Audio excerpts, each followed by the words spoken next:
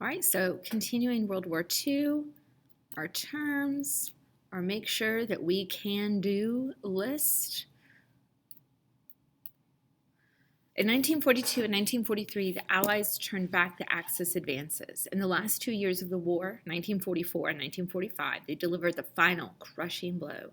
They attacked Germany from the west and the east. So the United States is going to move in from the west, the U.S. and its allies, and then Russia will move in from the east and liberate Germany.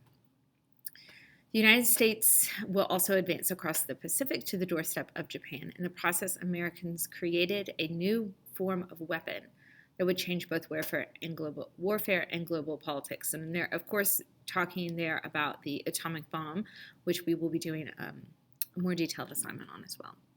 A convoy of Allied troops drives through a nearly destroyed German village in April of 1945.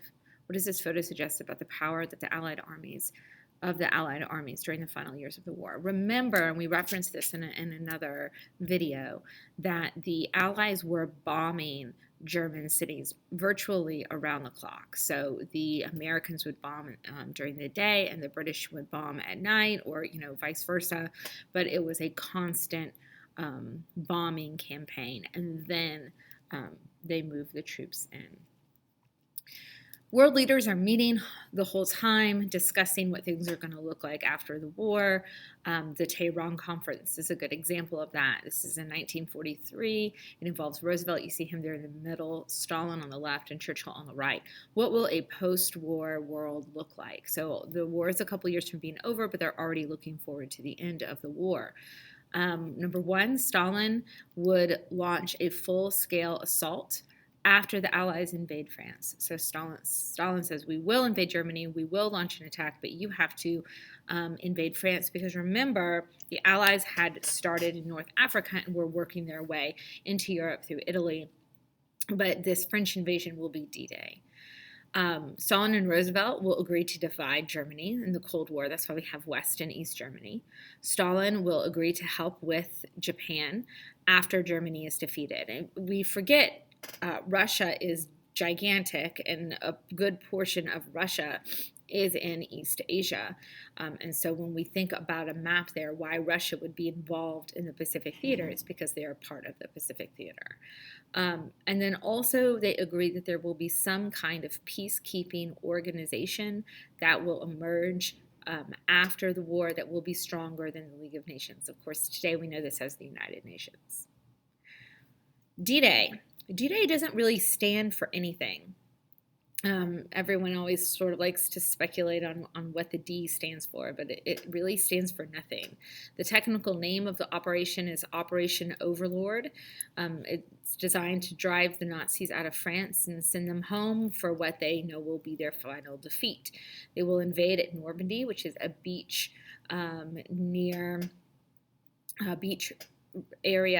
coastal area near the English Channel. The Germans were expecting the invasion to take place not in Normandy, at a city further away. Essentially, the Allies tricked them by sending some ships that were not the full force of the army. So the Allies used some strategic moves there to trick the Germans. D-Day is June 6, 1944. It is the largest amphibious invasion in military history. It's going to be led by Eisenhower. The beaches involved are the Omaha Beach, Juno Beach, Gold, Utah, and Sword. Famously, Eisenhower checks the weather forecast the day before the invasion, makes the decision to invade, and his famous quote is, "Okay, we'll go." Soldiers wade through the water into machine gun fire. Many are killed. It's extremely bloody, but in the end, the Allies are successful. They take the beach. They push the Germans out. Operation Overlord involved the most experienced Allied officers in Europe. American General Dwight D. Eisenhower again served as Supreme Commander. British General Bernard Montgomery served as commander of the ground forces, while General Omar Bradley led the American troops who would participate in the invasion. You see Eisenhower on the left, Montgomery on the right. Make sure that you can summarize the Allied invasion of Normandy and support your answer with evidence. So you see the Americans are invading Utah and Omaha Beach. The British are responsible for Gold and Sword, and the Canadian forces invade at Juneau. June 6, 1944, the Allies launch Operation Overlord, a massive assault on the beaches of Normandy. It was the largest invasion in the history of the world, including thousands of aircraft and ships and more than 150,000 troops. After D-Day, Germany faced a hopeless two-front war. This is finally the direct invasion of Europe that Stalin had been asking for.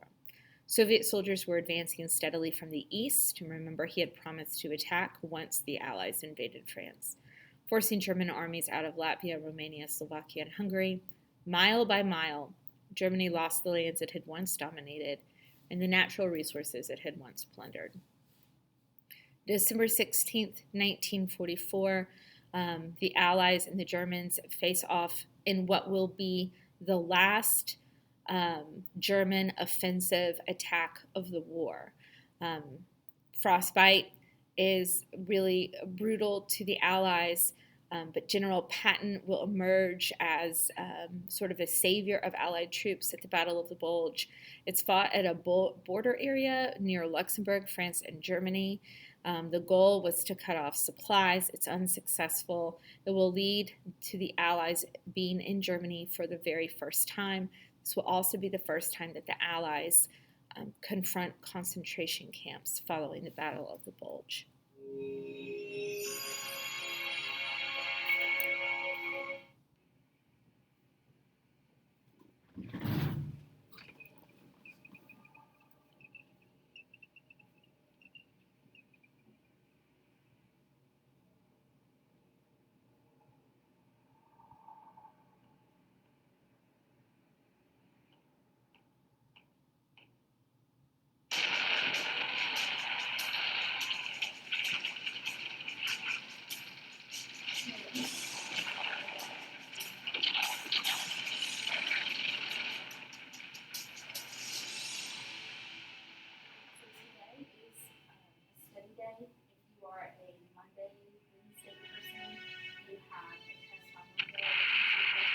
During the Bulge, command broke down, supplies broke down, morale broke down, communications broke down, everything broke down. It was every man for himself.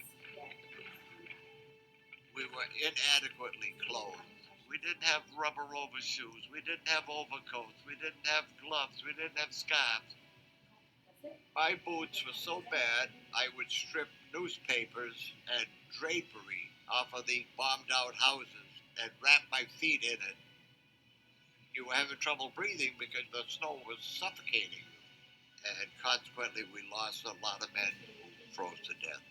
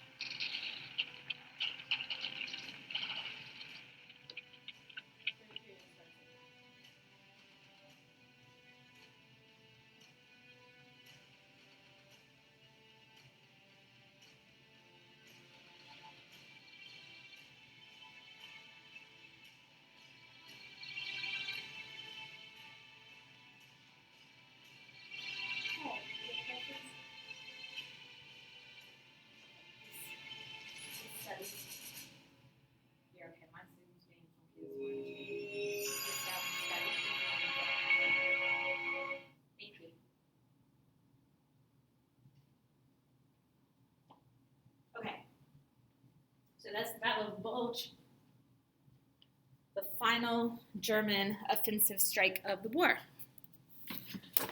This is an American soldier waving from a tank as the Allies enter Paris in August of 1944. Use the information on the map to summarize the course of World War II in Europe from 1942 through 1945 and support your answer with evidence from the map. This two-pronged war is just too difficult for the Germans. While war still raged in Europe, American forces in the Pacific had been advancing in giant leaps. Under the leadership of Douglas MacArthur, they followed an island-hopping strategy, capturing some Japanese-held islands and ignoring others in a steady path toward Japan.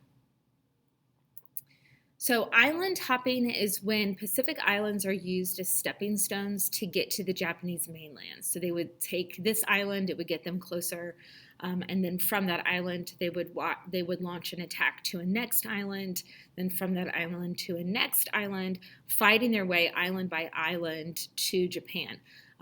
They'll start to use island hopping by 1943. Geography is a problem in the Pacific. These are really spread out places. Very rocky terrain, so it's not as though you could land on a beach. You had to park your ship. You had to dock your ship way out, right, and then wade through the water to get to the land. By August of 1944, the Mariana Islands have been taken, and this will allow B-29s to be within striking range and that they can begin to bomb mainland Japan. This picture in the top is an alligator, and it's like a land-sea vehicle, and so they would be able to storm beaches or to arrive on beaches in the alligator. Use the information on the map to summarize the course of war in World War II in the Pacific from 1942 through 1945. Support your answer with evidence from the map. Advances in technology helped determine the outcome of World War II. Allied and Axis scientists labored to make planes faster, bombs deadlier, and weapons more accurate. As always in warfare, specific military needs resulted in scientific discoveries and technological innovations. Pretty incredible. Nylon, penicillin, calculators. Allied codebreakers used early calculating machines to help solve German coded messages. Radar. What does the end of the war look like? While the island hopping and everything is going on in the Pacific, the Russians have pushed Germany out of Poland and they're marching towards Berlin. This is by 1945. This is April 16th of 1945. The Americans move in from the west, and on April 30th, 1945, Hitler commits suicide. May 7th, 1945, Germany surrenders and May 8th is considered VE Day, which stands for Victory in Europe Day. So later when we talk about the Japanese surrender, we'll have VJ Day, which is Victory in Japan. So VE, Victory in Europe Day. Roosevelt does not live to see the end of the war because he will die while in office on April 12th, 1945. So it will be his vice president, Truman, who will be responsible for overseeing the rest of the war. And of course, as we know, the difficult decision of whether or not to drop the atomic bomb on Japan. Iwo Jima is a very well-known battle in the Pacific Theater that takes place in 1944. The geography of the island of Iwo Jima is really incredibly tough. It is rocky, it is hilly, there are concrete bunkers that are built into this very difficult geography. And so it is a very difficult battle, but there is a very real need on the part of the Americans to gain an island that can provide them with airfields that will get them within closer striking distance of mainland Japan. So the battle is won by the Allies, but by the Americans mostly, but the casualties are incredibly heavy.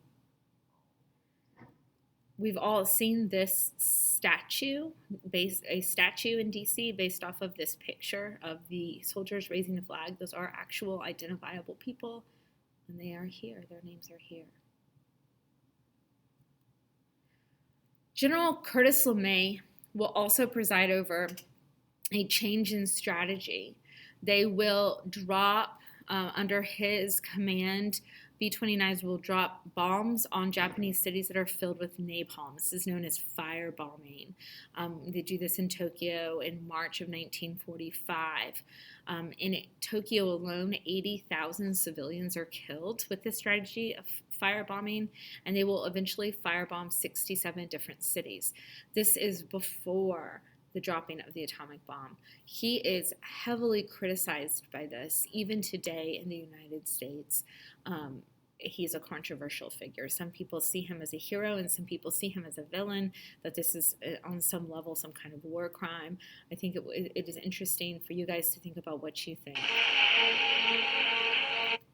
This is a video clip from a movie called The Fog of War, where Robert McNamara, who was an important Cold War figure, political Cold War figure, will sort of detail what happened with Curtis LeMay, whether or not he thinks he was right, and the idea of proportionality being a guideline in war.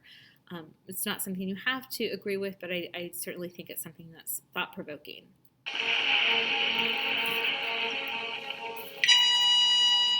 50 square miles of Tokyo were burned. Tokyo was a wooden city, and when we dropped these firebombs, and it just burned it. The choice of incendiary bombs, where did that come from? I think the issue is not so much incendiary bombs. I think the issue is, in order to win a war, should you kill 100,000 people in one night by firebombing or any other way? LeMay's answer would be clearly yes.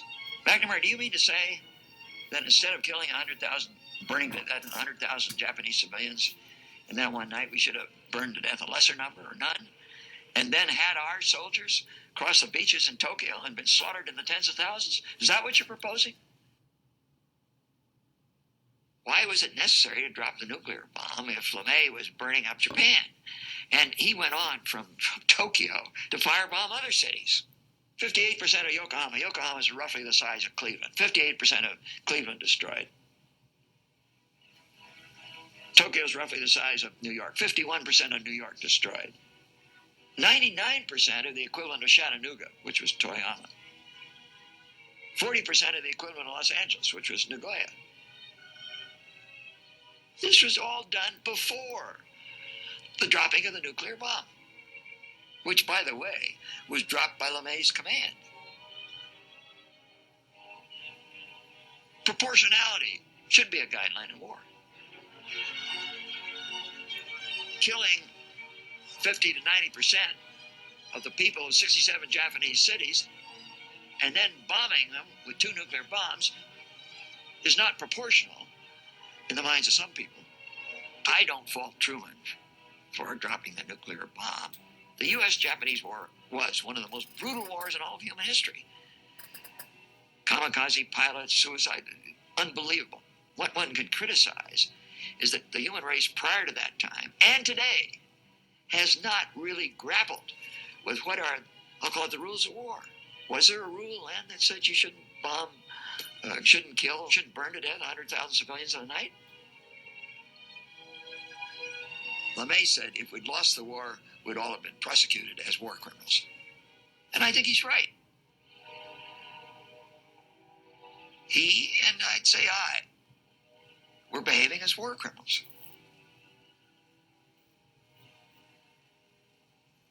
LeMay recognized that what he was doing would be thought immoral if his side had lost. But what makes it immoral if you lose and not immoral if you win? Gosh, I love that so much. It is absolutely fascinating to me, the moral dilemmas of warfare, because he's right in saying that had the Americans stormed the beaches without having inflicted so many casualties first on the Japanese, the outcome for the Americans could have been very different. It's the debate that we'll get to in a minute when we talk about the atomic bomb, and more heavily get into when we have our lesson in the classroom about the atomic bomb, was it right to drop the bomb? Did it save American lives? What would a direct invasion of Japan have been, have looked like from an American soldier perspective? There is no right or wrong answer, I don't think. I think that the reality exists somewhere in a gray area, but I do think that it's important to consider all sides. And even though there are enemies in war, they are all people, and I do think that that's important to keep at the forefront of our mind. He mentions kamikazes, and you guys have probably heard that term before. Kamikaze literally means divine wind. It is a religious reference. So the Japanese government is a religious authority as well as a military and political authority. And part of the Japanese religion of Shinto at the time would place the emperor at the head of the Japanese religion. And so being loyal to your government, being loyal to your emperor was also a positive thing from the point of view of the Shinto religion. This is, again, at the time in Imperial Japan in 1945. When the Japanese began to suffer serious losses of equipment, individual Japanese soldiers turned themselves into bombs. These are the kamikaze pilots. So they would drive deliberately, crash their plane, turn their airplane into a bomb, into a U.S. Aircraft carrier or destroyer or whatever the case may be. Those are kamikaze pilots. And so you can see the girls there who are holding up flowers for near the airplane where the pilot is about to take off. That picture is of that boy right there who's like 17 years old. He's circled in the red, who's about to crash his plane. And so it's not something that was a spur of the moment decision. This was something that was decided on, that they could inflict a lot of damage by sending an airplane into a ship. They really only use kamikaze pilots towards the end of the war when things are getting bad for the Japanese. The Battle of Okinawa saw a pretty heavy usage of kamikaze pilots. Okinawa may be familiar to you guys because the U.S. still has a military base in Okinawa. 7,600 Americans are killed, but 110,000 Japanese are killed, including the suicide of 2 generals. It's really the final blow to Japan.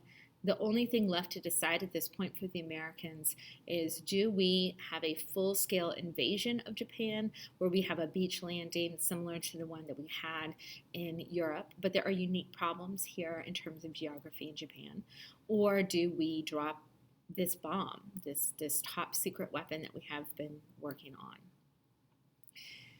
In the end, we drop 2 atomic bombs. Codenamed Trinity was detonated. This is a test in the New Mexico desert on July 16, 1945.